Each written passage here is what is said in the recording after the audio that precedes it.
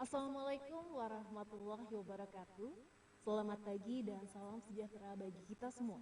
Om Swastiastu, Shalom, Namo Buddhaya, salam kebajikan, dan salam kesehatan. Apa kabar teman KI semua? Semoga teman-teman selalu diberikan kesehatan, keceriaan, dan kebahagiaan. Meskipun kita masih dalam suasana yang memprihatinkan, yaitu pandemi COVID-19 yang masih belum juga mereda. Meskipun demikian, kami percaya bahwa pandemi COVID-19 tidak akan menjadi halangan dan kendala bagi teman-teman semua untuk tetap berproduktivitas dengan kreatif dan inovatif. Teman KI yang berbahagia, acara KI Talks kali ini diselenggarakan oleh Kementerian Hukum dan Hak Asasi Manusia, khususnya Direktorat Jenderal Kekayaan Intelektual. Kegiatan ini diselenggarakan selain untuk mengedukasi dan mensosialisasikan pentingnya pelindungan kekayaan intelektual komunal kepada masyarakat, acara ini juga sebagai wujud dukungan DJKI dalam rangka menyongsong tahun 2021 sebagai Tahun KI Komunal. Perlu kami informasikan bahwa KI Talks kali ini dapat disaksikan secara live streaming pada YouTube di DJKI Kemenkumham, Instagram djki.kemenkumham, Facebook djki.indonesia, dan sampai saat ini telah terpantau sebanyak lebih dari 1.000 peserta yang telah terregistrasi dalam acara ini. Tentunya ini adalah bentuk nyata apresiasi masyarakat yang ingin mengetahui dan menggali lebih banyak lagi tentang KI Komunal Indonesia.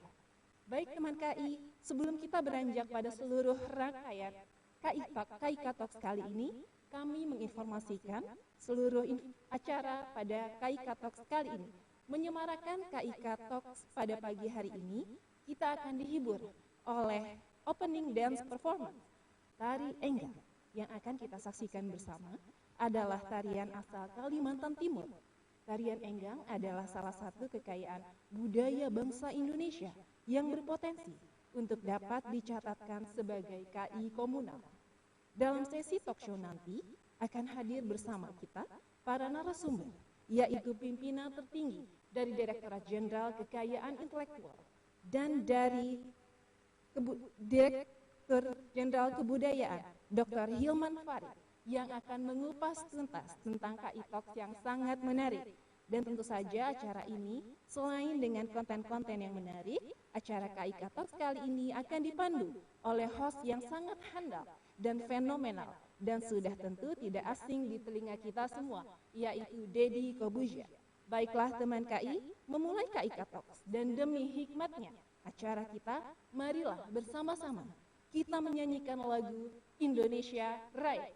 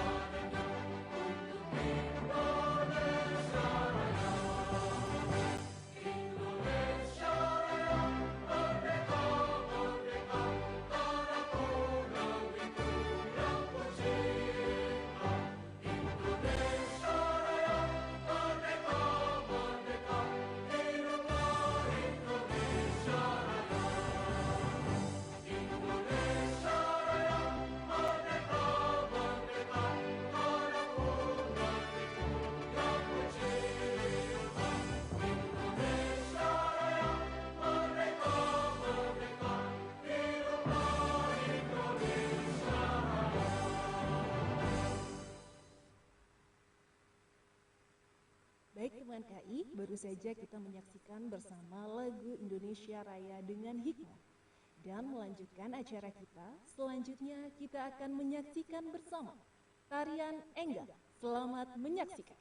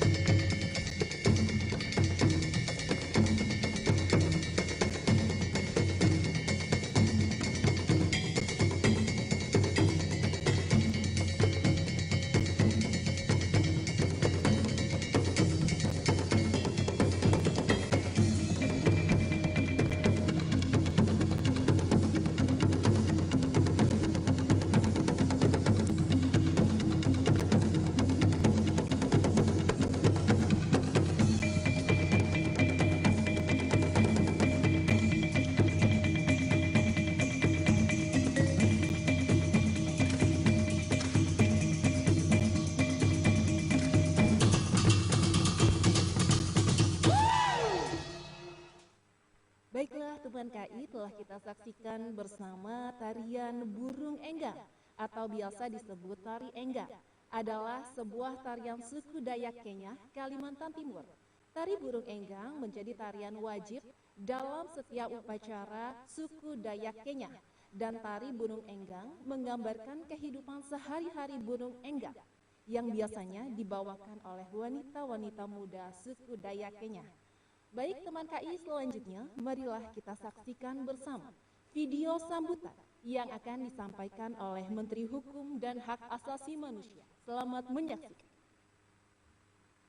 Pada tahun ini, Direktorat Jenderal Kekayaan Intelektual Kementerian Hukum dan HAM mempunyai target menginventarisasi 120 dokumen kekayaan intelektual komunal yang meliputi pengetahuan tradisional, ekspresi budaya tradisional, sumber daya genetik, serta potensi indikasi geografis. Apa contohnya? Misalnya, warisan budaya seperti kesenian dan adat daerah, atau makanan tradisional seperti misalnya papeda, rica-rica, woku balanga, ayam taliwang, sop kondro, gudeg, naniura, dan lain-lain yang banyak tersebar di seluruh Indonesia. Semua ini penting untuk mencegah penyalahgunaan kekayaan intelektual kita dari pihak-pihak yang tidak bertanggung jawab. Dan untuk menekan resiko dieksploitasi untuk kepentingan ekonomi orang lain atau negara-negara lain. Hingga sekarang, kekayaan intelektual komunal yang terdaftar baru sebanyak 744 ekspresi budaya tradisional, 124 pengetahuan tradisional, 21 potensi indikasi geografis, 44 sumber daya genetik, dan 93 indikasi geografis. Padahal saya yakin kita mempunyai ribuan kekayaan intelektual komunal. Ayo daftarkan kekayaan intelektualmu. Jangan setelah dicuri orang baru kita ribut. Caranya mudah. Untuk pendaftaran, konsultasi hingga pengaduan silakan cek infonya di sini. Manfaatnya apa? Pertama, melindungi warisan budaya dan hayati Indonesia. Kedua, untuk mengembangkan potensi daerah. Ketiga, sebagai pendorong ekonomi. Dan keempat, mencegah dibajak atau dicuri pihak asing. Bukan cuma itu, kekayaan intelektual kita kini saling mendukung dengan turisme dan ekonomi kreatif yang sejalan dengan pariwisata budaya kita. Ayo bersama-sama lindungi kekayaan intelektual kita. Mulai dari sekarang ya. Baik, kami ucapkan terima kasih atas video sambutan yang telah disampaikan oleh Menteri Hukum dan Hak Asasi Manusia. Semoga arahan-arahan yang telah disampaikan Bapak Menkumham dapat kita laksanakan dengan baik. Dan sekali lagi perlu kami informasikan kepada seluruh teman KI bahwa KI Talks kali ini dapat ditonton secara live streaming pada YouTube di DJKI Kemenkumham, Instagram di djki.kemenkumham, dan Facebook djki.indonesia. Baik teman KI, melanjutkan acara kita. Selanjutnya kita akan dihibur oleh penampilan dari band Performance.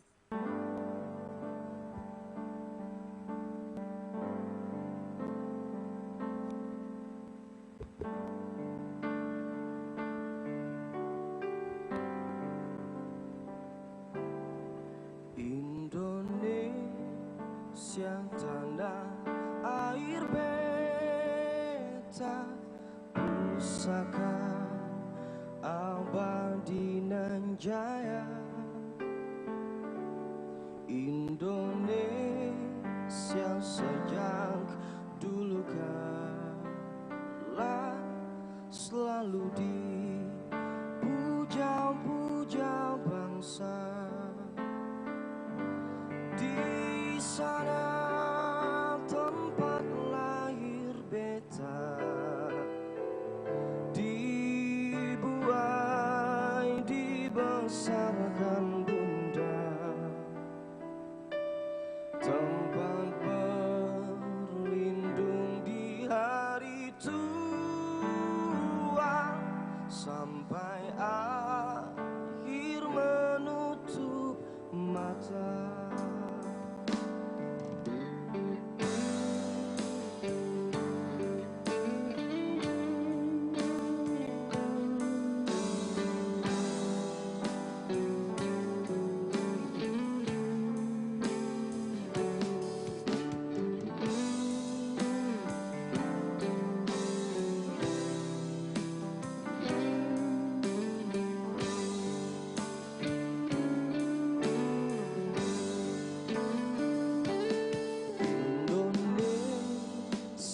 Tanah air beta pusaka abadi nan jaya.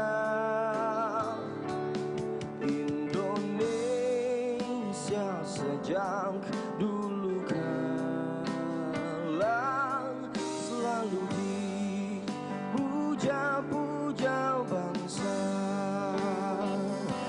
Di sana tempat lahir beta,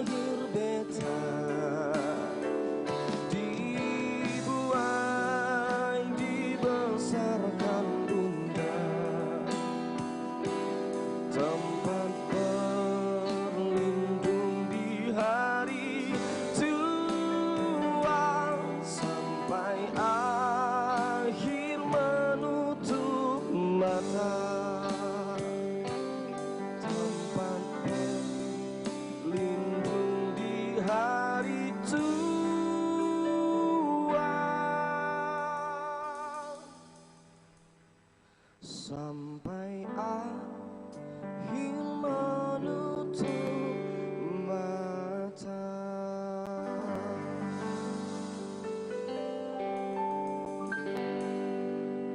Oke, assalamualaikum warahmatullahi wabarakatuh. Selamat siang dan salam sehat untuk kita semua. Senang Putra bisa hadir di sini. Makasih banyak tadi yang udah ikutin sepanjang jalan tadi dari awal sampai akhir. Selamat datang di Kekayaan Intelektual Komunal, Kick Talks, dan kita ada di Unity in Diversity. Ya, kita sama-sama merajut harmoni dalam keberagaman. Hashtag cuma ada di Indonesia. Kali ini Putra akan bawa teman-teman dari Sabang sampai Merauke, tapi kita pelan-pelan karena webinar ini akan berlangsung selama 2 hari. Jadi hari pertama kita akan dari Sabang ke bawah, dan ini salah satu lagu dari perwakilan Sumatera Utara, right? And let's check this out. Gue butuh gitar dong. Kita pakai gitar.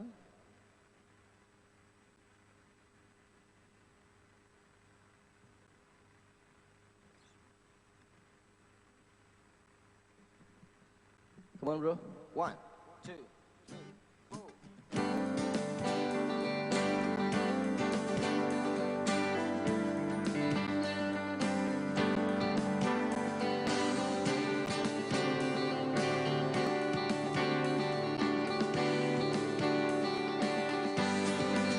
Sinanggar tulo, tuloan tulo, oh oh. Sinanggar tulo, tuloan tulo, oh oh. Sinanggar tulo, tuloan tulo, oh oh. Sinanggar tulo, tuloan tulo, tuloan tuloan tulo, tuloan tuloan tulo. Sinanggar tulo, tuloan tulo, oh oh. Sinanggar tulo, tuloan tulo, oh oh. Sinanggar tulo, tuloan tulo, oh oh. Sinanggar tulo, tuloan tulo, tuloan tuloan tulo, tuloan tuloan tulo. Sada dua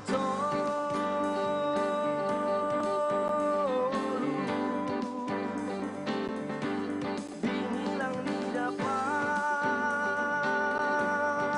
milangi jong jong hamina tolu jumulo hamimar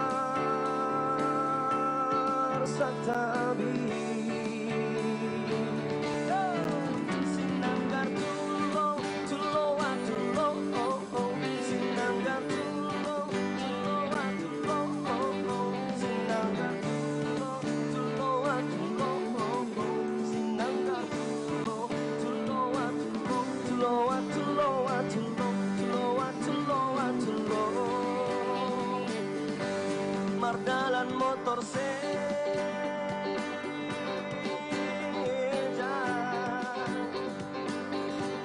masih urusan hotlere Mardalan si Pori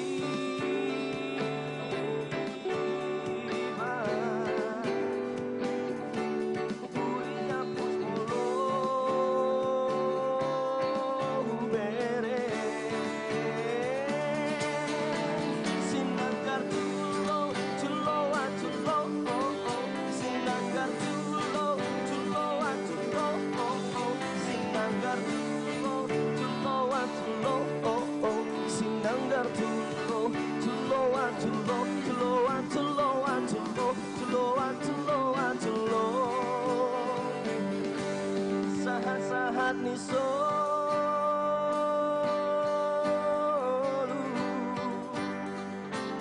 Say sahat matu bote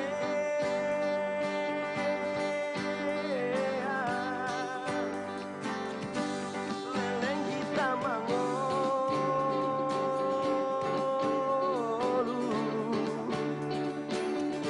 sesahat tu bangga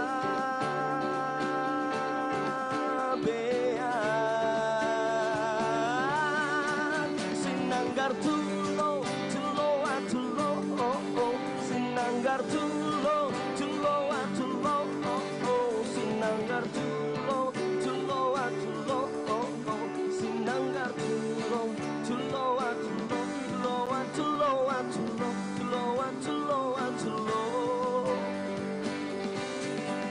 Sinanggar tulo, tulo, tulo, Sinanggar tulo, tulo, tulo, Sinanggar tulo, tulo, tulo, Sinanggar tulo, tulo, tulo, tulo, tulo, tulo, tulo, tulo, tulo.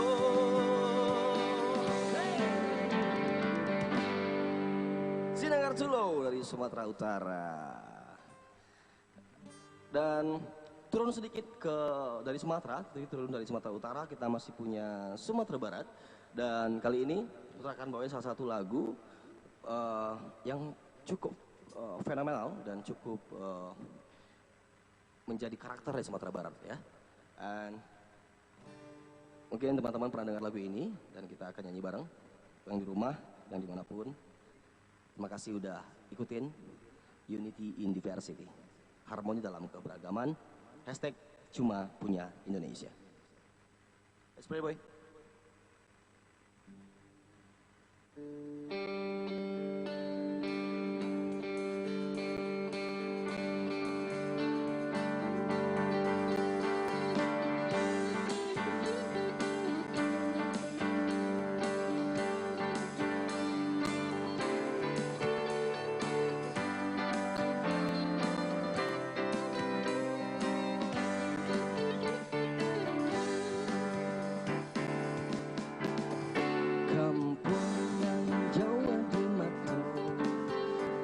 Sansai baku lili karena jo kawan-kawan nan lamo sangke basu yang sulit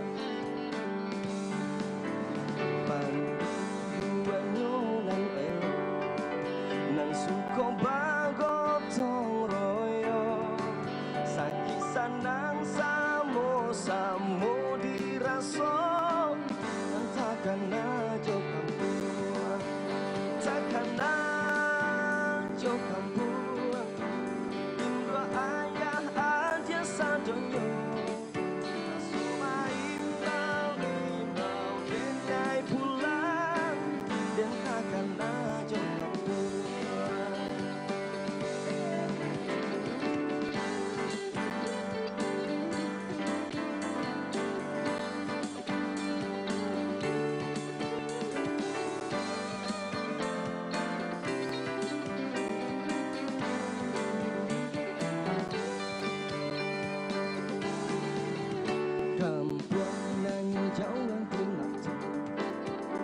Sansai batu liliang takana jo kawan-kawan nan lamo sangke basul yang suliang panduanyo nan elo suko bagotong royo sakisan nan samo diraso dan takana takana jo kampung Indra ayah aja sadonyo Ibau denai pulang dan takana jo kampung takana jo kampung Indra ayah aja sadonyo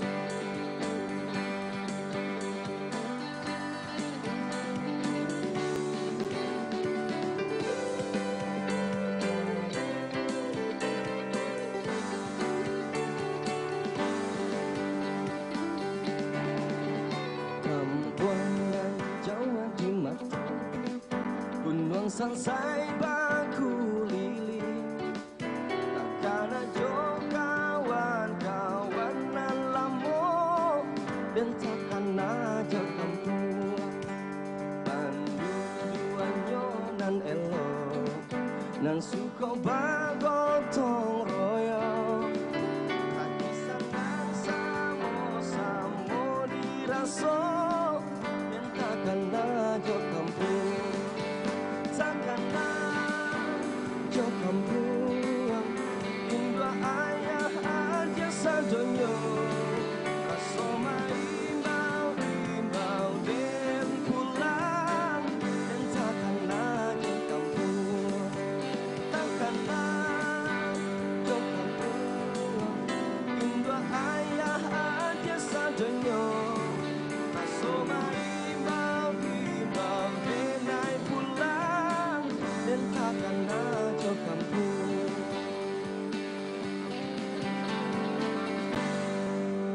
Tanah Kampuang, perwakilan dari Sumatera Barat. Dan wah, Indonesia itu kaya sekali dengan budaya dan suku bangsa kita. Jadi itu adalah keberagaman yang merupakan anugerah dari Tuhan, karena tidak pernah punya negara selain Indonesia yang punya banyak budaya dan suku tapi tetap jadi satu. Unity in diversity. Cuma punya Indonesia.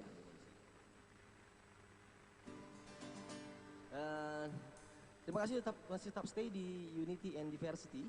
Harmoni dalam keberagaman cuma punya Indonesia. Terima kasih banyak untuk kekayaan intelektual komunal TikToks ini. Dan kita ketemu di esok hari. Ini salah satu lagu yang kita coba bawain dari Kalimantan, Jawa, tadi Sumatera udah, dan kita akan masuk ke timur Indonesia dan saya bisa.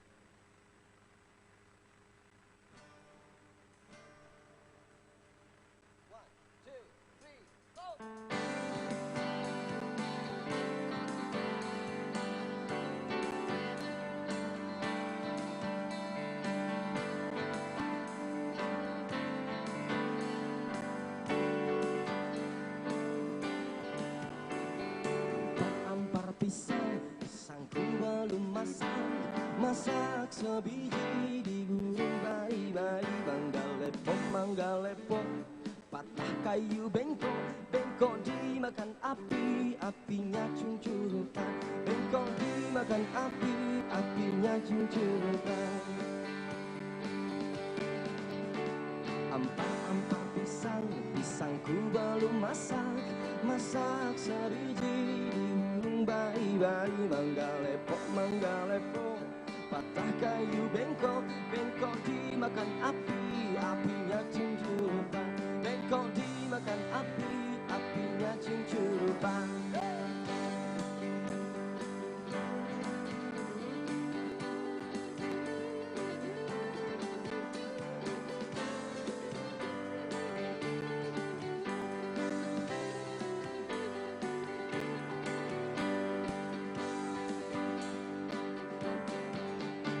Gundul pacul-cul kelelengan, tinggi wakul gembelengan, wakul limpah segala dari sakrata, wakul limpah segala dari sakrata.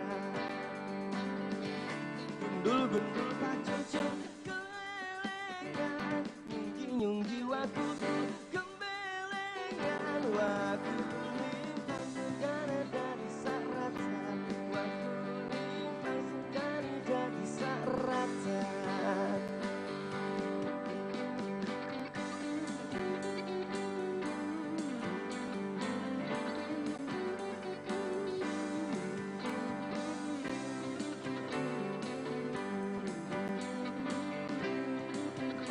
Dari sini kita akan masuk ke timur Indonesia. Dari timur, dari Sabang, sampai ke Merauke, dari barat sampai ke timur. Indonesia penuh keberagaman. Indonesia adalah satu dan itulah kekayaan kita yang harus sama-sama kita jaga. Dan terima kasih sama Tuhan Yang Maha Esa yang menciptakan Indonesia dengan tersenyum.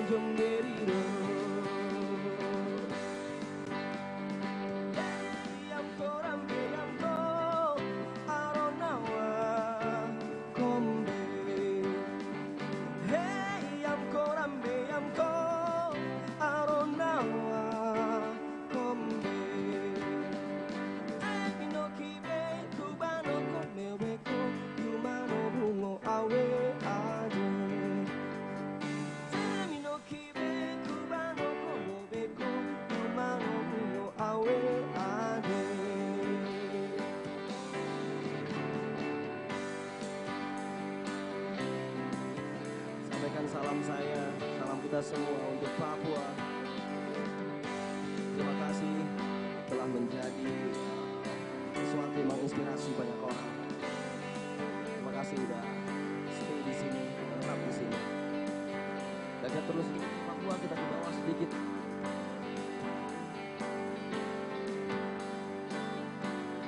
Saya Putra dan teman-teman mengucapkan pamit. Dan ini lagu terakhir dari kita. Sampai ketemu di esok hari di waktu dan jam yang sama. Dan pembicara-pembicara, makasih banyak kepada narasumber yang udah datang, yang udah mengisi pembicaraan hari ini. Buat host juga di sana, terima kasih banyak. Buat teman-teman yang udah ikutin, terima kasih banyak. Saya Putra dan teman pamit. Dan kita pengen nyanyi bersama di sini, di rumah dimanapun nyanyi bareng. Rasa sayang, rasa sayang sayangnya, lihat dari jauh. Rasa sayang sayangnya, rasa sayang, rasa sayang sayangnya, lihat dari jauh. Rasa sayang sayangnya, rasa sayang, rasa sayang sayangnya, lihat dari jauh. Rasa sayang sayangnya, rasa sayang, rasa sayang sayangnya, lihat dari jauh. Rasa sayang sayangnya.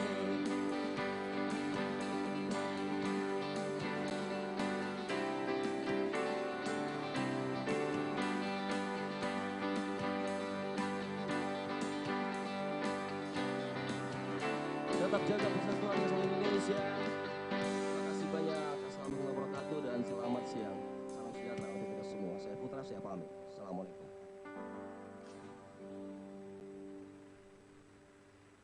Baik teman KI, marilah kita sambut bersama host kita pada pagi hari ini, Deddy Corbuzier.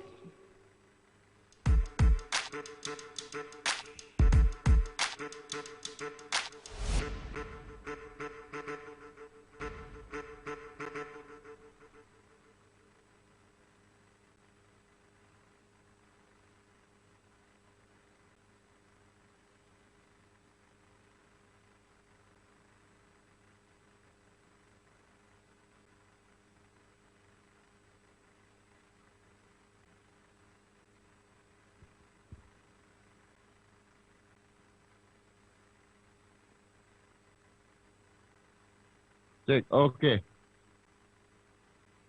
Udah live ya kita ya? Kita udah live?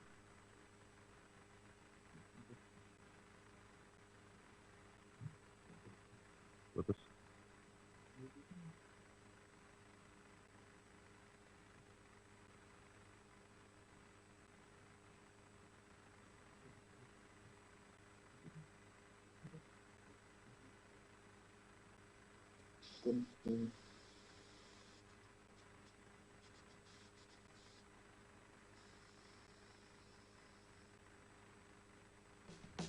Indonesia adalah negeri yang kaya akan hasil alam dan salah satunya adalah kopi. Kamu pecinta kopi? Kopi Kintamani Bali, Kopi Toraja, atau Kopi Gayo? Sudahkah kopi favoritmu terdaftar dalam indikasi geografis? Indikasi geografis adalah sebuah tanda yang menunjukkan daerah asal suatu produk yang karena faktor lingkungan geografisnya memberikan kualitas dan karakteristik tertentu. Makanya, banyak kopi saat ini punya ciri khas dari daerah asalnya. Objek pelindungannya sangat beragam, bisa sumber daya alam, barang kerajinan tangan, hingga hasil industri. Dan kalau sudah terdaftar, objek akan terlindung secara hukum dan akan meningkatkan pendapatan ekonominya. Bisa jadi lebih terkenal juga loh, baik di dalam maupun di luar negeri. Sampai bulan April tahun 2018, sudah ada 65 produk indikasi geografis terdaftar. 59 produk diantaranya tersebar di seluruh wilayah Indonesia. Dan 6 produk lainnya adalah indikasi geografis terdaftar yang berasal dari luar wilayah Indonesia. Tapi, dengan banyaknya kekayaan alam yang dimiliki Indonesia, tentu masih banyak dong yang bisa didaftarkan. Jadi, ayo kita gali potensi indikasi geografis di daerahmu. Karena dengan kamu mendaftar, kita bisa jadi bagian untuk membantu menunjang pertumbuhan ekonomi nasional. Atau apa langsung? Segera daftarkan. Enggak, ngasih informasi atau ngasih apa? Enggak, dia Pak Dr. Rima Farid mengapain pertama kali?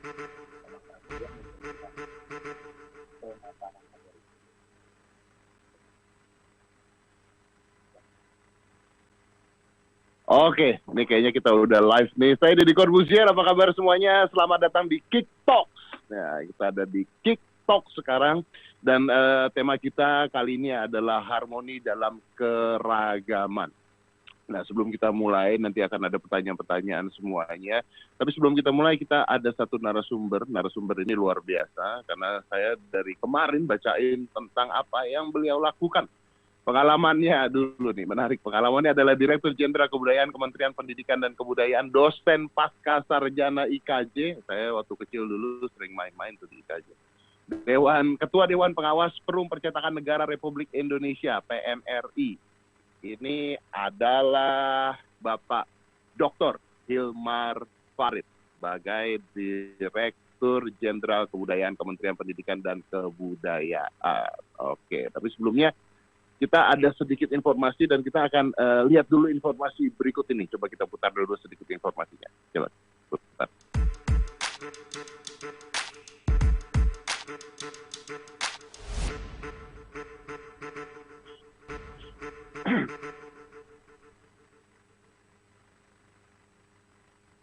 Dokter, apa kabar? Baik, Bung Deddy. Gimana kabarnya? Sehat? Ini di rumah atau di mana, Dok? Wah, screen-nya bikinan aja. Di rumah. Oh, Biar WFH biar kelihatan kantor. Sekarang, iya betul. Sekarang dengan adanya Zoom, kita bisa terlihat di mana-mana ya. Itu kalau zaman dulu tuh buat ngedit foto seakan-akan lagi liburan. Kalau sekarang nggak bisa liburan, jadi di rumah. Iya. Dok, ini kita kan lagi bicara tentang kekayaan intelektual pastinya, dan Anda ini adalah orang yang menurut saya menarik untuk membicarakan ini, apalagi banyak sekali kekayaan intelektual kita di Indonesia yang akhirnya diakui oleh negara lain. Kemarin saya baca-baca seperti itu nih, Dok. Tapi sebelum saya ke sana, mungkin saya minta waktu dokter dulu untuk memberikan pemaparan dulu tentang apa itu sebenarnya kekayaan hak intelektual itu apa sebenarnya. Jadi silakan dokter. Ya, jadi kalau bicara tentang kekayaan intelektual ini sebetulnya kan terjemahan dari intellectual property ya. Ya, property bukan dalam pengertian milik, tapi dalam pengertian kandungan gitu ya. Jadi unsur intelektual yang ada dalam sebuah produk gitu ya. Jadi lagu itu kan nggak ada bentuknya, nggak ada wujudnya ya. Tetapi ada unsur intelektualnya yang buat si lagu ini ada gitu, manifestasinya. Jadi kalau sekarang bicara tentang kekayaan intelektual kita adalah segala macam bentuk ekspresi, mau itu bahasa, dan mulai 2017 kita punya satu undang-undang yang sebetulnya mencoba memetakan itu, Undang-Undang Nomor 5 Tahun 2017. Dan dalam undang-undang itu kita sebutnya itu objek pemajuan kebudayaan, gitu ya. Nah itu ada 10 kategorinya, saya nggak akan masuk ke dalam detailnya gitu ya. Tapi kita punya kekayaan intelektual yang luar biasa. Tahun 2018 kita bikin pemetaan. Saya kasih contoh aja gitu ya. Sebagai contoh, kesenian kita tercatat 8.224 jenis. Pengetahuan tradisionalnya 7.400 jenis ya, bukan cuma satuannya gitu, tapi jenisnya gitu. Permainan rakyat kita punya 3.800. Ya. Terus pengetahuan tradisional dalam berbagai bentuk, termasuk pengetahuan tradisional mengenai kesehatan, gitu 7.444. Ini survei yang kita bikin tahun 2018. Dan ini kalau menurut hemat saya sih gitu ya, karena kita belum melakukan pendalaman gitu. Ini baru tip of the iceberg, baru puncak gunung esnya gitu ya. Di bawahnya masih ada luar biasa kekayaan yang kita miliki. Belum bicara yang sifatnya tangible ya, kayak cagar budaya dengan segala macam informasi yang terkandung di dalamnya. Jadi kita sebetulnya negeri yang dianugerahi ya dengan kekayaan intelektual yang luar biasa gitu. Kalau misalnya kita mau bikin potret cepat gitu ya dari kekayaan intelektual ini, gambarkan begini deh Bung. Indonesia ini kan negeri dengan keanekaragaman hayati termasuk yang paling tinggi di dunia ya. Kita punya lebih dari 50 ekosistem, laut, rawa, danau, sungai, dan seterusnya. Oke? Dari segi flora faunanya juga nggak kalah-kalah dengan tempat lain gitu. Mungkin lawan kita cuma 2, Brazil sama Kongo gitu ya. Nah, pada saat bersamaan kita nih negeri dengan tingkat keanekaragaman budaya juga yang termasuk paling tinggi di dunia. Kita punya 686 bahasa, lebih dari 1.100 subetnik dan seterusnya. Gitu ya. Kalau ini aja kita bikin matriks gitu ya, X dan Y gitu ya. keanekaragaman hayati dengan keanekaragaman budaya, maka kita akan dapat lanskap peta yang luar biasa. Dan kita tahu nih, suku-suku bangsa, orang-orang tua kita nih kalau misalnya gunain tanaman kan nggak ada sisanya. Mulai dari daun sampai akar habis semua dipakai. Ada manfaatnya, khasiat gitu loh. Ya, jadi kita bisa bayangkan gitu ya, peta kekayaan intelektual yang kita miliki itu luar biasa besar. Problem utama kita adalah pengelolaannya. Gimana caranya memanfaatkan itu semua sehingga bisa berdampak bukan hanya terhadap ekonomi ya, tetapi juga sosial, identitas kita, ya semakin dekat kita dengan akar kebudayaan dan seterusnya gitu. Jadi ringkasnya sih begitu, Bung Deddy, gitu ya. Kekayaan intelektual ini adalah modal. Pak Hilmar, ya. Saya tertarik pada satu hal tadi yang ketika Anda bicara. Saya mengerti tentang yang Anda ngomong tentang lagu semua itu saya mengerti. Tapi tadi ada satu hal yang Anda mengatakan bahwa permainan rakyat. Nah, saya baru nggak nih. Permainan rakyat itu juga merupakan kekayaan intelektual. Iya dong. Iya kan? Itu diciptakan generasi. Contohnya apa permainan rakyat? Aduh, banyak, gobak sodor. Ya, yang kecil kita main deh, ya, yang masih kita mainkan itu kan sebetulnya cukup banyak ya. Nama gobak sodor, galasin kalau di tempat lain, terus ada banyak sekali permainan-permainan kayak congklak dan seterusnya gitu ya. Itu kan semua diciptakan ya, dikreasi gitu ya, di masa lalu. Dan udah nggak ada yang tahu lagi penciptanya. Nah ini kita mungkin masuk ke urusan kekayaan intelektual komunal. Karena udah nggak ada yang tahu penciptanya siapa kan awalnya gitu ya. Jadi KIK ini kan sebetulnya ingin mendiskusikan gimana tuh kalau kekayaan intelektual. Kalau lagu jelas penciptanya, umumnya ya. Walaupun ada banyak juga bunyi-bunyian dipakai oleh macam-macam, kayak gamelan kita kan dipakai di film-film tuh. Ya. Tetapi kalau mau diusut siapa yang bikin, kadang-kadang untuk permainan rakyat itu udah nggak bisa. Gitu. Kita udah nggak tahu tuh siapa penciptanya. Nah ini semua adalah kalau lagu kan jelas ada keuntungan-keuntungan yang diambil. Tapi kalau misalnya kayak permainan rakyat gitu, apakah itu juga bisa menjadi sebuah aset bisnis buat negara nggak sih sebenarnya, Pak? Nah ini dia persoalan ketika kita mau bikin pengelolaan ya gitu untuk dimanfaatkan untuk monetisasi dan seterusnya. Saya kasih contoh begini, batik sama aja sebenarnya kan. Kita udah nggak tahu tuh siapa yang menciptakan teknik itu. Bahkan motif-motif walaupun berasal dari daerah tertentu, katakanlah kayak Megamendung dan segala macam, itu kan siapa sih yang pertama kali menciptakan kita udah nggak tahu. Itu semua milik komunal. Apakah ada nilai ekonominya? Jelas, clear gitu. Nah persoalannya kan gimana caranya nih antara yang menciptakan, yang punya hak atas itu, bisa mendapat manfaat dari eksploitasi kekayaan intelektual yang dilakukan orang lain. Itu sering problemnya kan justru ada di situ. Permainan rakyat juga sebetulnya sama. Memang kalau misalnya dilihat dari segi nominalnya harga cangklok berapa sih gitu. Coklat tuh berapa sih gitu, nggak mahal gitu ya. Tetapi kesenangan yang didapat, benefit ya, bukan hanya profit gitu. Benefitnya yang didapat dari permainan rakyat ini kan luar biasa. Kesenangan orang, hubungan sosial jadi bagus dan seterusnya. Gitu. Jadi ada nilai. Saya sempat lihat juga bahwa, correct me if I'm wrong ya Pak ya, bahwa contohnya gundu atau kelereng itu salah satu permainan rakyat Betawi gitu. Jadi artinya sebenarnya kan kalau kita bikin aturan mainan seperti ini terus kita paketin dengan bagus, kan bisa kita jual ke luar negeri seperti orang main ular tangga dan sebagainya kan. Iya. Ya sebetulnya kalau lihat sepak bola juga permainan rakyat kan tadinya. Tapi jadi industri gitu ya. Jadi logiknya gitu tuh, aliran ininya. Tinggal sekarang kan kita nih, gimana kita mau packaging, gimana kita mau kreasi permainannya sehingga menarik, enak untuk ditonton juga gitu ya. Jadi ada banyak dimensi yang saya kira itulah gunanya kita melakukan pekerjaan yang paling penting untuk KIK ini, dokumentasi. Itu dulu tuh. Kita kenal dulu nih kekayaan kita apa aja sih sebenarnya, baru kita bisa ngomong pengembangan ya kan. Oh ini bisa dikembangkan ke arah sini, ke arah situ gitu ya. Artinya kalau Pak Hilmar ngomong begitu, kita ketinggalan sekali dong ya. Kita ketinggalan sekali bahwa kita harus mendokumentasi dulu. Sedangkan negara-negara lain udah ada yang menjual produk budayanya gitu. Ini kita harus dokumentasi dulu. Betul. Karena banyak sekali rakyat Indonesia atau anak-anak muda yang bahkan nggak tahu permainan tradisi mereka apa, lagu tradisi mereka apa. Mereka sekarang nyanyinya K-pop, mainnya mainan game. Itu intinya bahwa kita sekarang agak ketinggalan ini dan bahaya dong berarti. Bahaya situasi kita memang kalau lihat timbangan sekarang timbangannya berat di sebelah sono, bukan di kita.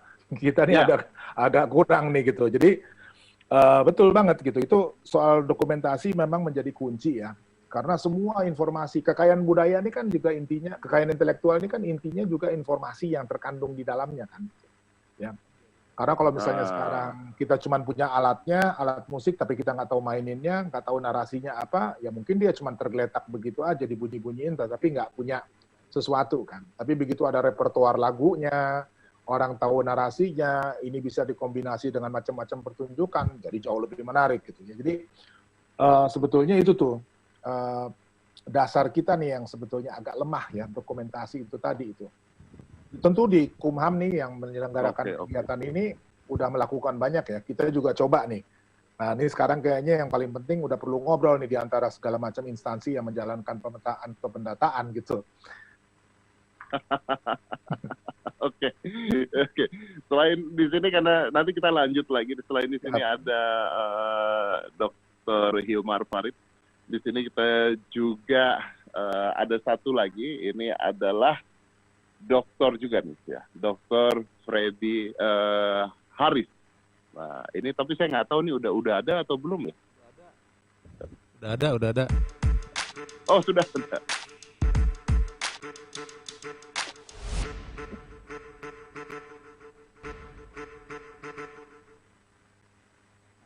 Nah, yang punya gawe nih. Yang punya gawe. Ini kalau boleh tahu ini di mana nih? Di kantor, Pak, kita. Lagi WFA tetap di kantor. Oh di kantor. Tetap di kantor ya. Berarti itu belakang bukan green screen ya, beneran itu ya? Real screen. Ya real screen. Pak Dokter Hilmar apa kabar nih? Gimana Pak Freddy? Friend kita nih, Pak Dedi apa kabar? Ini juga. Baik. Lagi PSBB tapi kita tetap bekerja karena media. Dokter, oke sebelumnya saya kasih tahu dulu nih buat teman-teman yang lagi ada di sini. Ini adalah orang yang sangat amat kalau saya kurikulum terlalu malas karena sok pagi nih ya, kurikulum vitae-nya saya lihat luar biasa. Tapi yang pasti beliau ini adalah bidang ilmunya adalah, nah ini saya lagi nggak ngerti, bidang ilmunya adalah hukum perusahaan dan kepailitan, hukum kontrak, hukum telematika, hukum atas kekayaan intelektual dan sistem analisis. Nah, jadi kayaknya beliau sekarang lagi berpusat ke dalam kekayaan intelektual, haki juga untuk di Indonesia.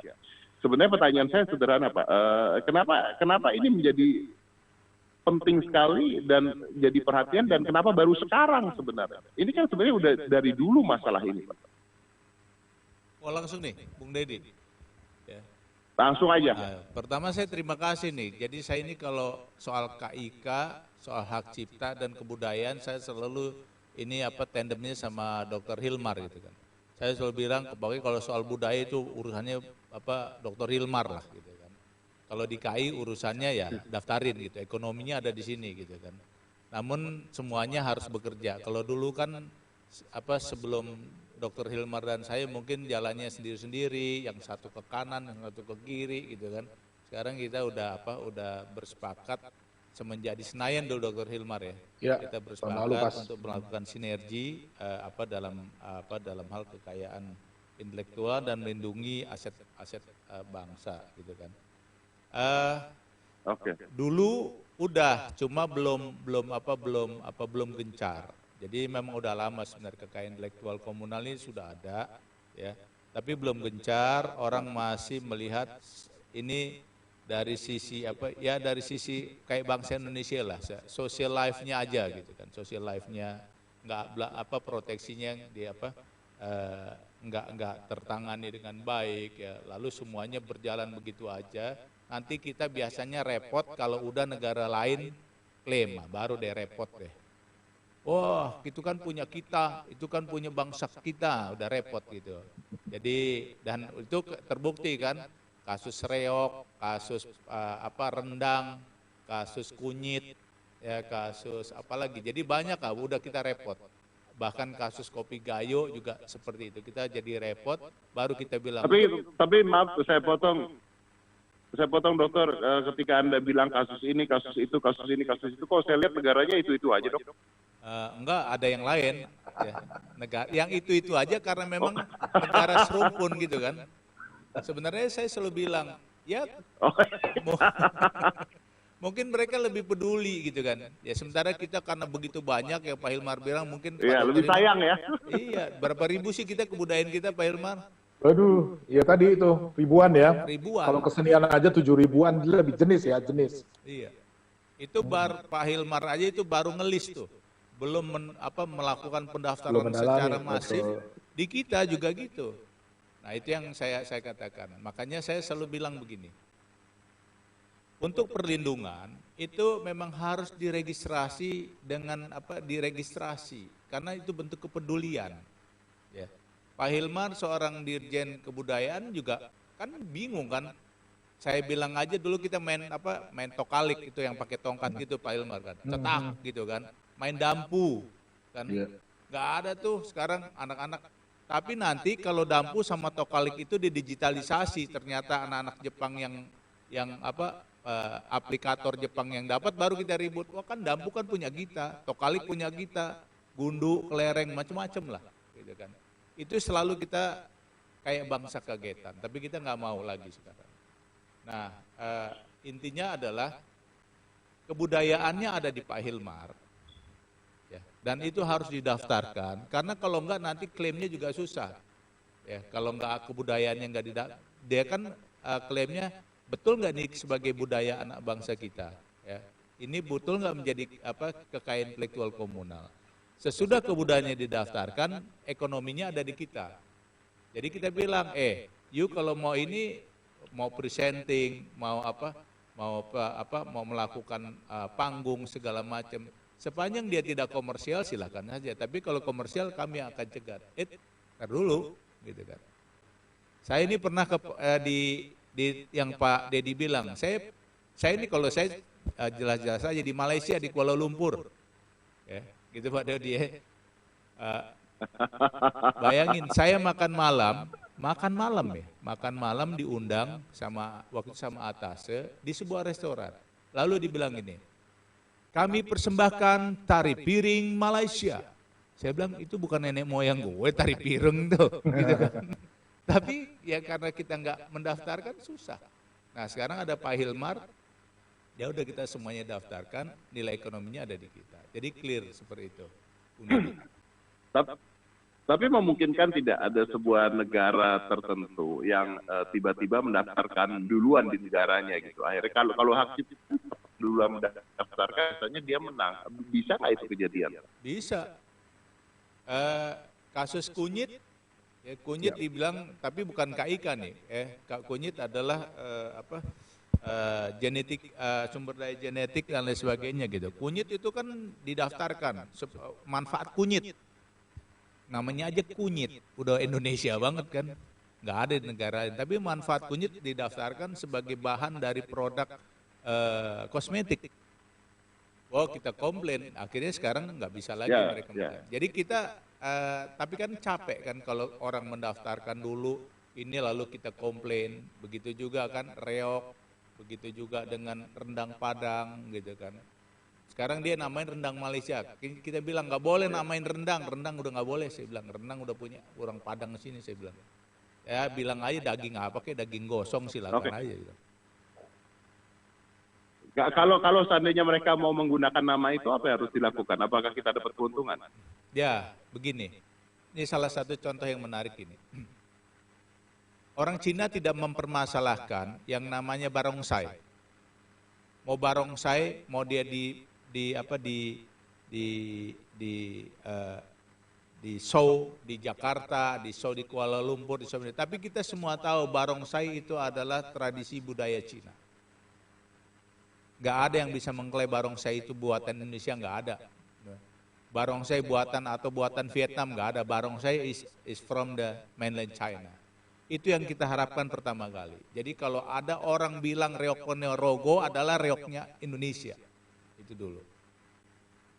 Nah ini kan artinya gini, kita juga kan harus jujur. Kalau kita bilang misalnya kita main pistol air, tembak-tembakan pistol air, kita nggak punya pistolnya segala macam, udah pasti itu kalau toh dilakukan game itu bukan game kita gitu kan kita harus jujur. Nah Indonesia ini punya ribuan yang ada di Pak Hilmar. Yang saya bilang proteksi budayanya ada di Pak Hilmar, nanti hitung-hitung komersialnya ada di kita. Begitu polanya begitu Pak Denny. Ya, baik.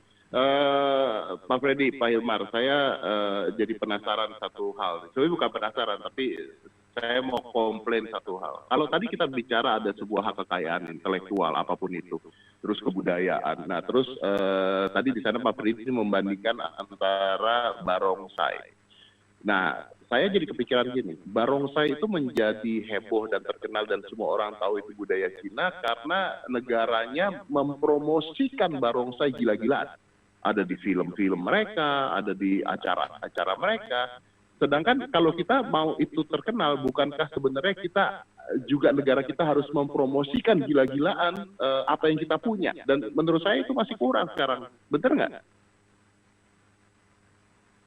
Pak Hilmar?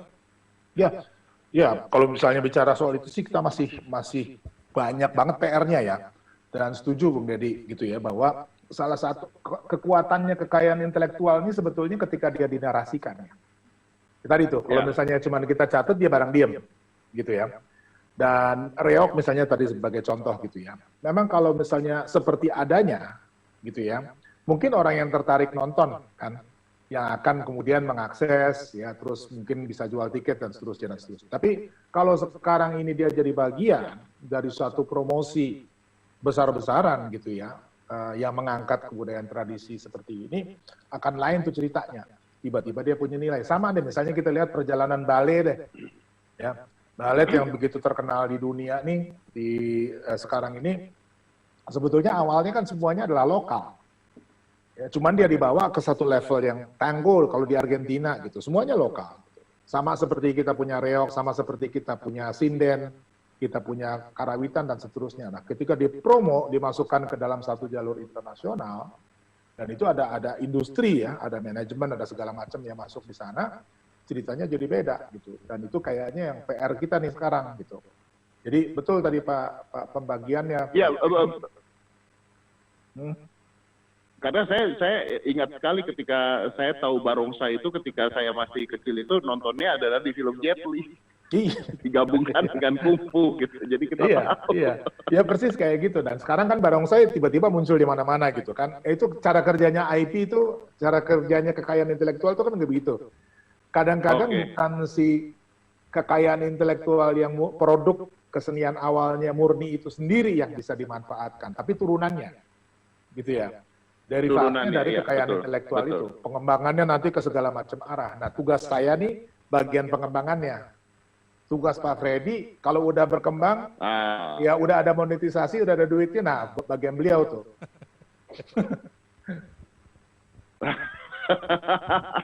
Pak Freddy, kalau kita bicara monetisasi dan sebagainya, berarti kan sebenarnya sudah ada hukum yang berjalan sekarang, udah ada perlindungan hukum sebenarnya, kan saat ini sudah ada. Nah, pertanyaan saya adalah perlindungan hukumnya saat ini seperti apa? Udah kuat atau belum? Masyarakat tahu apa enggak? Negara-negara lain tahu enggak list-list kita ini apa aja? Iya, pertama gini, kita selalu cerita tentang proteksi, ya, perlindungan. Saya di KI ini, kami di KI ini bilang, apa yang mau dilindungi orang nggak didaftarin? Persoalan pertama gitu kan. Semuanya dulu nggak ada yang daftarin, di tempat Pak Hilmar juga nggak didaftarin, ini karena Pak Hilmar aja itu yang mati-matian dia keluar dari Depok jadi dirjen, mati-matian dia daftarin itu semua kan. Artinya kesadaran akan pendaftaran menjadi penting karena tanpa adanya pendaftaran maka tidak mungkin adanya perlindungan yang masif gitu. Nah, itu yang saya bilang. Dulu KI kita punya 3 pilar KI. Pendaftaran, komersialisasi, dan penegakan hukum. Ya. Dulu ngomongnya penegakan hukum aja gitu kan. Ya, penegakan hukum artinya larinya cuma apa? Ke KI-KI yang lain, merek, paten. KI-KI-nya nggak ada, ekspresi budaya nggak ada segala macam. Maka kami sekarang bilang, kami ini tim dari DJKI bilang, yang paling penting adalah sekarang perlindungan melalui pendaftaran dulu. Jadi daftarin dulu. Daftarin di tempatnya Pak Hilmar, nanti Pak Hilmar akan connect ke kita, daftarin KI komunal. Ya, dan daftarnya cuma berapa sih? 200.000 kalau nggak salah. 200.000 itu bukan cuma ini karena memang pengelolaan database-nya saja. Jadi Daftarin. Kalau sudah didaftarin, nanti kita lihat sisi komersialnya.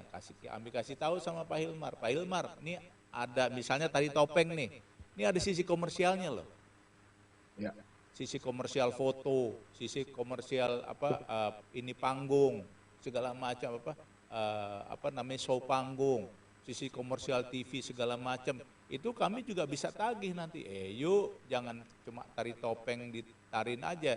Kalau you tidak memiliki nilai you tidak punya karcis nggak apa-apa. Tapi kalau you jualan, kayak kita nonton orkestra, tadi kita nonton ballet di situ kan. Itu ballet, who is playing ballet in commercial and economic itu ada aturannya. Jadi namanya dia nanti akan harus berbayar seperti itu Pak.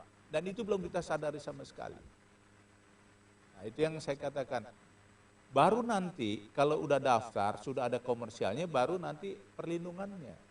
Karena kita ribut nanti ketika komersialnya. Jadi istilahnya nggak ada pilih, siapa yang mau ributin? Biasa kan kalau kita lagi dagang kan Pak Dedi kan, ya udahlah kita 50-50 lah, misalnya kita mau bikin mau bikin roti bakar gitu Pak Dedi ya. Bung, kita bikin roti bakar 50-50 lah, 70-30 gitu ya. 50-50 itu 70-30 kan ya. Ya, 70-30. Kalau orang Indonesia kan suka gitu ya, 50-50 tapi 70-30, gue juga bingung jadinya juga. Bilangnya Bung Dedi 70 karena Bung Dedi terkenal, saya 30 lah. Tapi ketika udah jalan duitnya banyak dan nanti saya pasti nawar, nggak bisa dong Bung. Ribut di situ. Dan ini banyak sekarang kasus ribut kayak gitu. Ya. Jadi komersial menjadi penting. Nah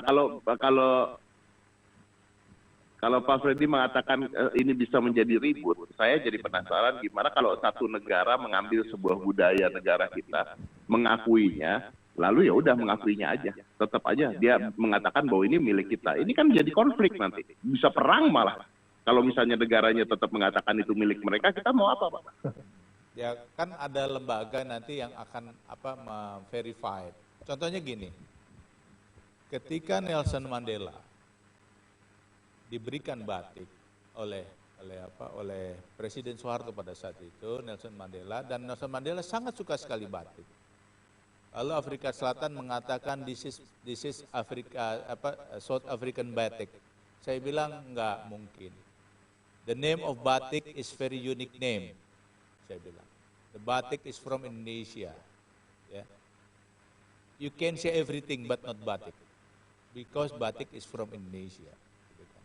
Jadi maksudnya orang Afrika Selatan pun harus menyatakan kalau memang batik itu alurnya dari sini, nggak bisa dibilang dari sana. Dia bilang budaya. Dan ternyata mereka juga terima sekarang gitu kan.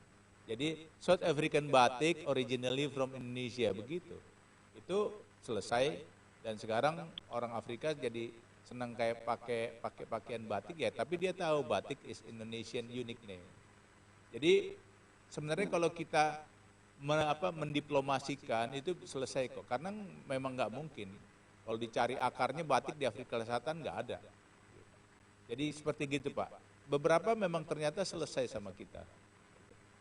Jadi batik nanti kita bilang Pak ini sama juga kita ini juga sebenarnya salah sebut. Seluruh tenunan kita bilang batik, saya bilang enggak. Misalnya songket is not batik, songket is tenun, woven lah. Kan beda-beda tuh. Batik is from Java, karena is unique name.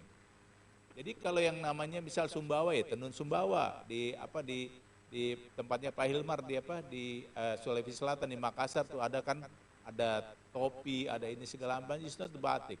Batik is from Java. Sekarang orang bilang batik yang paling banyak diambil itu apa sih Pak? Yang paling banyak diambil. Yang paling banyak diambil itu apa? Kalau kita adalah sebenarnya seni dan patung Bali, karena Bali is very worldwide. Nah, itu seni, patung, lukisan Bali is very worldwide. Dan dia agak similar dengan Thailand. Tapi Thailand punya keunikan sendiri, Bali punya keunikan sendiri. Nah, ini yang saya bilang, makanya saya senang sama Pak Gubernur sekarang itu sangat peduli dengan IPR, ya especially KIK, karena dia proteksi. Bali yang ngomong. Oh, oke. Saya baru sadar ya, memang patung Bali punya kemiripan. Jadi ketika keluar orang-orang bahkan tahunya itu bukan Bali ya. Akhirnya, jadi sebenarnya ini bisa untuk promo negara kita ya. Kalau misalnya orang-orang tahu itu produk Bali, tiba-tiba ada di Prancis gitu kan, terus orang nanya ini apa? Oh, ini patung dari mana? Dari Bali. Actually this is good untuk pariwisata kita juga. Orang jadi pingin ke kita kan intinya. Iya. Jadi banyak multiplier efeknya Pak. Ya Pak Hilmar juga tadi udah bikin requirement, multiplier efeknya banyak. Sekali lagi, kalau multiplier efek culture itu ada di Pak Hilmar, saya nggak mau masuk ke situ. Multiplier efek ekonomi ada di kita gitu. Kalau soal duitnya ada di sini ntar kita klaim. Oh ya. Pak Aris nunggu di ujung aja ya. Ada nggak tapi saya mau bicaranya dua sisi. Ada nggak tapi kebudayaan luar yang lalu anak sekarang menganggap bahwa itu sebenarnya kebudayaan Indonesia tuh ada nggak? Ada ngopi. Kalau kebalik nih. Ngopi di kafe. Kopi tanaman yang dibawa ke kita oleh Belanda ya.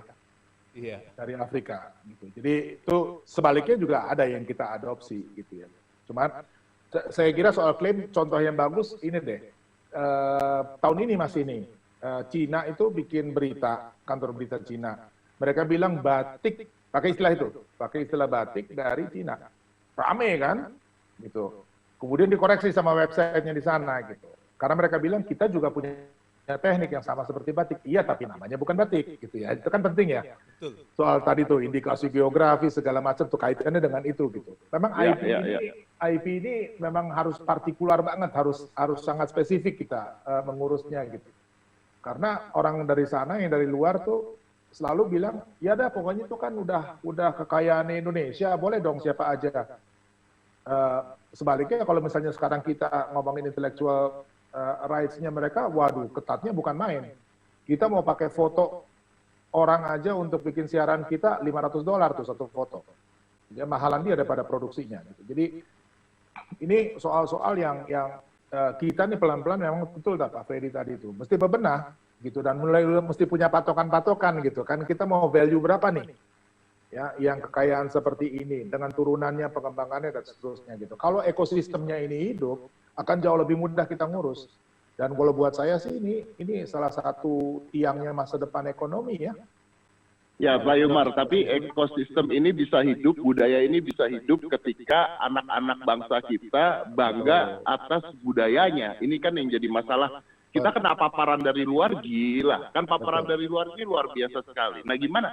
Maksudnya kalau kita bicara kekayaan intelektual, kita punya banyak. Tapi gimana sekarang pemerintah, karena saya secara pribadi aja, saya belum melihat, mungkin ini bukan tugas bapak-bapak di sini, tapi saya belum melihat adanya wacana dari pemerintah kita untuk mempromosikan ke rakyat kita sendiri gitu. Coba kita lihat aja acara TV. Apakah acara TV sekarang banyak menggunakan lagu-lagu daerah? Enggak pernah, Pak. Ya bukan nggak pernah ya, tapi dikit. Sedangkan lagu Korea, lagu luar, dipaparkannya sampai. Nah, jadi kan dilema sebenarnya Pak Ilwan. PR-nya kalau saya mau ringkas ada 3 nih. Satu media ya, itu penting banget tuh. Sekarang ini kita nggak bisa ngomong soal komunikasi secara efektif kalau nggak ada media, oke? Kedua, pendidikan, itu bener banget gitu. Kalau nggak diajarin sejak awal dia untuk mengenal kekayaan budaya dan segala macam akan lewat. Nah, semua ini punya satu syarat. Hal ketiga yang saya mau bilang. Syaratnya apa? Fokus. Itu problem dengan orang yang kelewat kaya tuh. Dia nggak tahu bagian dari mana dari kekayaan itu yang dia mau angkat. Kalau misalnya sekarang ini kita mau angkat, biasanya nih, ya ini kecenderungan yang ada di teman-teman kita, terutama di daerah, gitu. Masing-masing pengen nonjolkan apa yang dia punya. Akibatnya apa? Overwhelm. Kita nggak tahu lagi mana yang mesti kita fokus gitu. Dan itu tuh kelihatan banget di pendidikan, kelihatan banget di media gitu. Jadi sekarang ini ada upaya dari kita untuk mengkonsolidasi gitu. Konsolidasi maksudnya apa? Maksudnya agar kita memilih nih secara lebih spesifik ini yang kita mau angkat. Kenapa Thailand sekarang cuisine-nya itu bisa lebih hebat gitu. Sekarang nih kalau kita pergi ke Eropa, adanya restoran Thai di mana-mana. Kita masuk ke hotel apapun pasti ada tom yum. Kenapa? Karena mereka pilih tom yum. Kita sampai sekarang kalau misalnya ngomong soto, soto ada 200 jenis. Bingung lagi kita mau nawarin yang mana. Kayak gitu-gitu loh problem kita nih. Ya. Jadi ada soal di manajemen kalau buat saya ya. Ya, gitu. Kalau saya kan sama seperti iya. Ya, sama seperti Korea dengan K-pop-nya yang dikeluarkan K-pop-nya terus gitu sampai orang-orang mengenal dengan kata K-pop itu, begitu kan intinya. Yang lain kalau misalnya disuruh memilih, apakah kita apakah Indonesia sudah memilih apa yang akan difokuskan, Pak? Nah, masing-masing punya pilihannya sendiri tuh. Itu problem kita tuh. Di tingkat decision making nih. Ini saya ngomong terbuka aja ya gitu. Itu kita punya problem nih gitu ya. Dan memang dasarnya juga kalau misalnya bicara soal ekonominya gitu, harus ada penilaian atau pengetahuan ya mengenai apa sih yang sebenarnya diinginkan orang. Thailand dia bikin riset gede-gedean. Persepsi orang tentang cuisine-nya dia itu, ya apa sih yang sekarang dicari orang dari segi makanan dan seterusnya. Dia masuk dari sana. Nah kita punya kelewat banyak. Ya, mau bawa ke seluruh dunia, akhirnya nyebar kecil-kecil di mana-mana, nggak ada fokus gitu. Itu yang tadi saya maksud fokus ya. Nggak bermaksud ini ya, ini PR buat kita semua sih, termasuk saya gitu ya, juga mesti kasih yang lebih solid gitu loh, yang bisa dibawa kemana-mana gitu. Maksudnya, saya potong nih, maksudnya Pak Hilmar bahwa yang di atas masih ngeributin apa yang mau difokuskan, tapi nggak fokus-fokus gitu atau gimana Pak? Nggak, kalau saya sih pemahaman mengenai market ya, itu juga penting banget, krusial, dan kita kayaknya masih ada kekurangan di situ. Gitu. Yang kita punya sekarang apa yang disebut anecdotal evidence. Oh, orang Eropa senangnya begini. Oh, orang Amerika senangnya begini. Padahal di sana juga ada kelompok umur, gitu kan. Ada juga. Tapi kalau Pak Hilmar sendiri, kalau saya bertanya sama Pak Hilmar sendiri memfokuskan satu. Nah, Anda kan sebagai ahlinya. Kalau Anda harus fokusin satu, apa yang harus difokusin, Pak? Menurut Anda aja. Kalau contoh musik ya, kalau contoh musik gamelan. Ya. Gamelan dengan segala macam variasinya. Jangan kita bicara tentang gamelan hanya seperti yang dihadirkan oleh karawitan, yang klasik. Tapi gamelan dengan segala macam kemungkinan pengembangannya dari itu. Dan semua pakai. Bjork itu musisi dunia, dia pakai gamelan kok. Ya. Jadi gamelan ini sudah mendunia sejak 100 tahun yang lalu. Cuman kita pendekatannya masih dengan model yang sama. Kirim gamelan ke kedutaan, dan seterusnya gitu ya. Padahal udah harusnya masuk ke marketnya dia. Betul-betul serbu gitu. Itu kan gamelan kalau kita mau tarik abstraksinya perkusi. Gong. Kebudayaan gong ini 5.000 tahun nyebar di seluruh Asia nih. Gitu. Kalau kita kemudian nggak bisa dapat tempat di situ, kita heran kan. Ada yang keliru dengan cara kita mengangkat ya. Ya artinya kita kurang ngepop ya. Cara kita ngangkat tuh kurang ngepop. Betul. Kalau itu sih setuju banget lah. Itu kita ada kecenderungan juga memisahkan ya, yang klasik apa dipelihara, dilestarikan, nggak boleh dikembang. Itu akhirnya macet dan kita kemudian marah-marah karena anak muda nggak suka gitu. Padahal ya kita juga nih yang mengkomunikasikannya kurang efektif gitu menurut saya gitu. Ini yang pop, yang lebih kekinian kan ya sangat penting ya di hari ini gitu ya untuk bisa dapat perhatian. Oke. Tuh Pak Freddy, Pak Hilmar udah marah-marah barusan karena kesel sendiri. Tapi memang betul yang Pak Hilmar bilang, ya kita memang nggak fokus mau mempromosikan apa, gitu kan. Sederhana, ya kan kalau namanya apa sih, identitas gitu kan. Yang tadi bilang ya, Tom Yum, sekarang lihat makanan Vietnam, Po. Gitu kan. Sebenarnya kan ujung-ujung kan banyaknya mie, kalau tom yum seafood segala. Indonesia ada 1.000 makanan, tapi kita bingung mau kasih nasi padang atau gudeg atau apapun namanya kita bingung. Padahal memang harusnya kita promosikan. Karena itu kan bagian dari KIK. Gitu kan. Saya bilang, Pak Hilmar yang Pak Hilmar pakai kalau itu tidak dinamakan batik apa kan begitu kan, Pak Dedi? Baju apa sih itu tuh baju loreng-loreng itu yang ada strip-stripnya gambar daun kan panjang. Tapi batik adalah sebuah identitas. Nama. Jadi orang nggak boleh pakai. Makanya tom yum juga sebuah identitas. Kita dulu sebenarnya udah mulai bagus tuh. Karena orang mengenal Bali, kita kan tari pendet. Tapi juga sebenarnya ada tari kecak. Tapi tari kecak itu kan sangat dinamis. Cuma memang orang kita suka bilang gini, tari kecak nggak boleh diubah. Jadi begitu aja. Lihat barongsai zaman dulu sama sekarang, itu pakaiannya udah beda loh. tapi tetap isbarongsai. Jadi identitas-identitas yang kadangkala ada yang harus Pak Hilmar bilang apa sih, nggak boleh diubah, sangat sakral, itu juga persoalan buat anak muda sekarang, gitu kan. Itu juga. Oke, sebenarnya siapa yang menentukan boleh dirubah atau tidak boleh dirubah ini siapa? Ya, nggak ada, karena itu kan budaya. Kalau ngomong budaya Pak Hilmar tuh, budaya juga kan berproses. Kan nggak bisa ada budaya. Ya, tapi kan kita tahu bahwa negara kita ini agak sensitif, Pak. Kalau misalnya satu kebudayaan terus kita popin aja, banyak yang marah-marah nanti kan. Ya kita kan nggak tahu nih Pak Hilmar ya, kalau ini orang awam nih, saya ini orang awam nih. Saya cuma, kalau ahlinya situ, kalau saya bilang gini kan, udah bagi aja budaya, ada tradisional. Tradisional ya udah, itu dia nggak boleh berubah karena dia tradisional. Lalu ada budaya modern, kenapa? Dia dari tradisional ke modern. Tadi contohnya, kita gamelan punya, suling, gitar, ukulele, segala macam. Itu nggak ada tuh yang bilang misalnya Indonesian gamelan, nggak ada. Karena memang kita bilang, nggak, gamelan sakral karena harus dimandiin tiap malam Jumat gitu kan Pak Hilmar. Susah deh dijual tiap malam Jumat dimandiin gitu kan. Bayangin kalau kita jual ke pace, apa sih? Ya tapi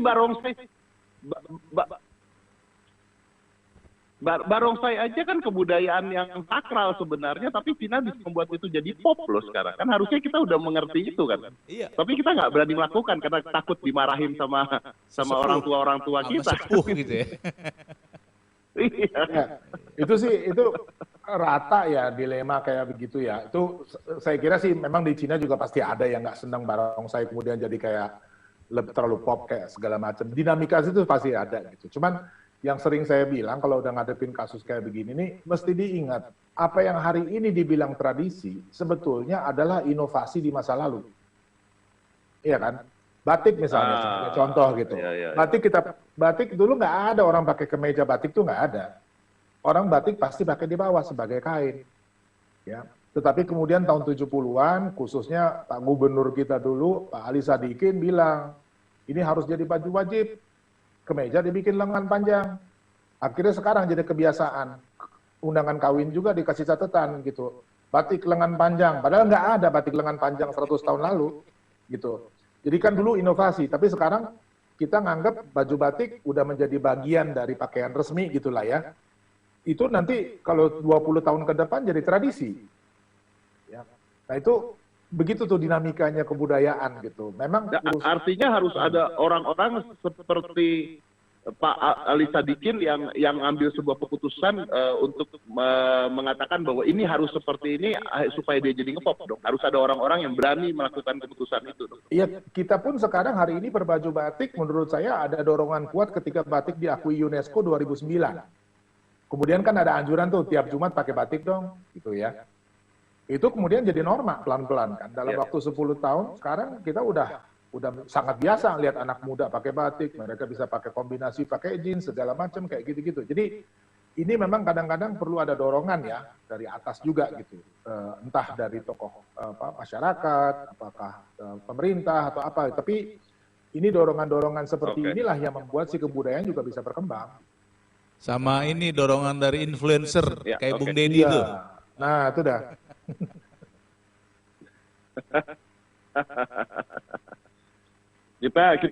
kita siap mendorong asal ada masuk dari pemerintah, Pak. Ya. Ini ada pertanyaan bagus dari Bagus Fausan nih peserta buat Pak Freddy. Ini saya bacain ya. Ini pertanyaannya begini. Bagaimana cara teknis untuk meningkatkan nilai ekonomi KIK, ya? Seperti pengetahuan tradisional, sumber daya, genetik, dan ekspresi budaya tradisional secara nyata. Sepengetahuan saya hanya berlandaskan protokol Nagoya. Terima kasih. Ya, pertama balik lagi, daftarin dulu.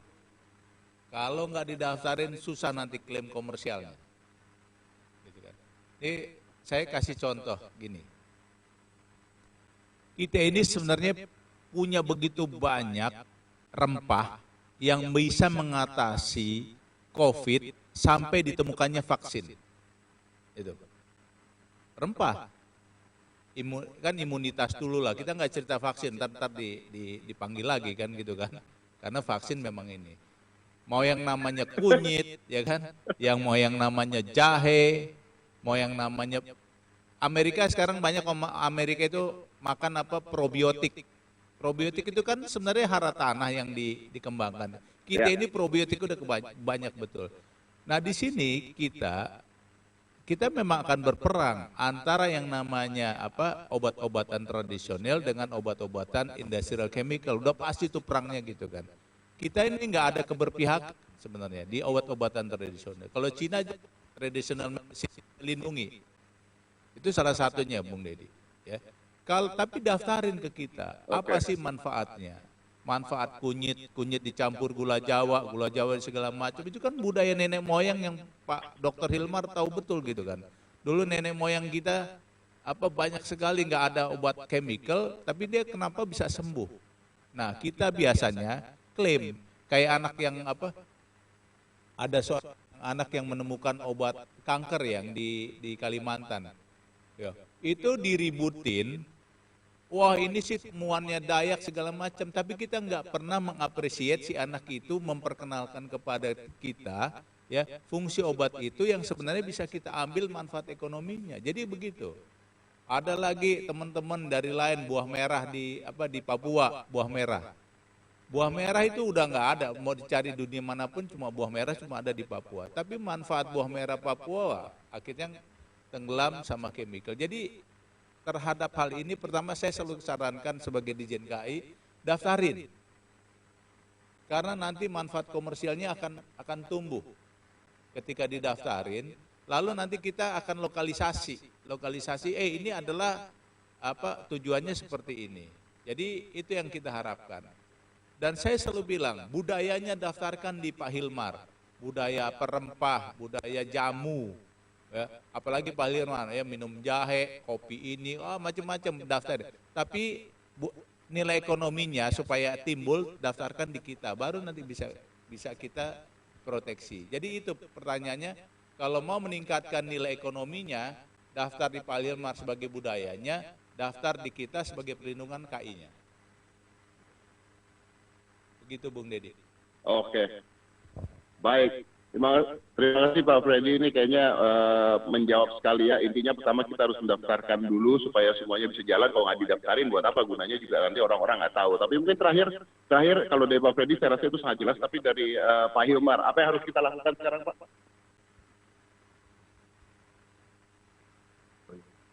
Sama ya, kalau saya juga soal dokumentasi ya, itu sangat-sangat penting, dan saya tahu ada banyak ya, bukan hanya di Pak Freddy dan saya gitu.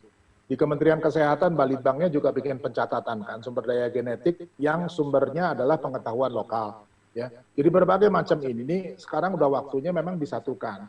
Ada amanat undang-undang ya, Undang-Undang Nomor 5 Tahun 2017 bikin sistem pendataan kebudayaan terpadu.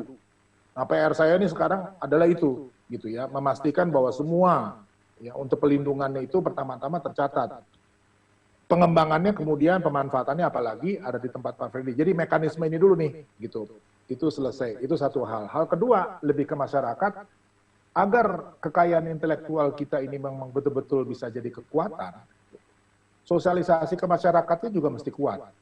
Ya, jangan sampai kemudian pada lupa nih, gitu ya, bahwa dia punya banyak. Ini kalau saya selalu mengibaratkan kita nih lagi duduk di atas harta karun.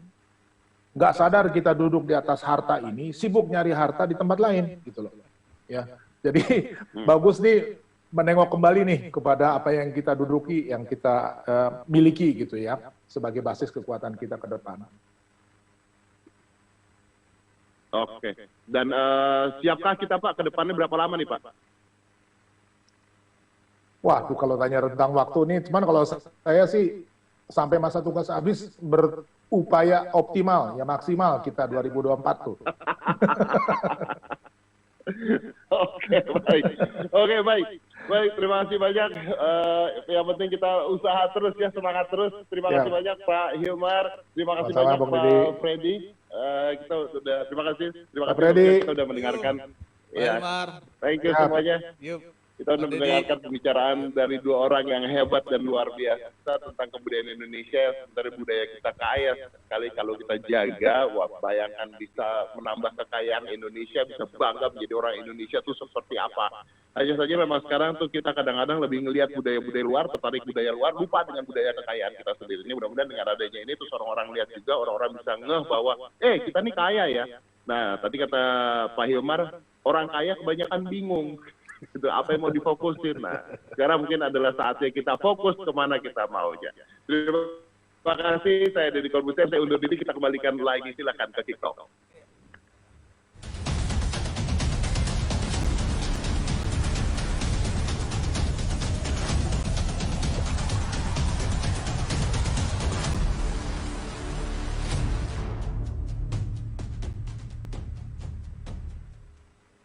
Baik, teman KI, telah kita ikuti bersama materi yang sangat menarik, di mana dua pembicara telah mengupas secara mendalam tentang kekayaan intelektual komunal pada hari ini, ditambah dengan tanya jawab yang sangat seru dari para audiens, dan mengingat kembali apa yang telah disampaikan oleh para narasumber, bahwa betapa pentingnya warisan budaya Indonesia untuk kita lestarikan dan kita lindungi bersama demi kebanggaan Indonesia. Baik, teman KI, kita akan berjumpa kembali besok pada KIK Talks hari kedua, tentunya dengan acara yang tidak kalah seru dan menarik. Jadi, sampai berjumpa esok hari. Wassalamualaikum warahmatullahi wabarakatuh. Selamat siang.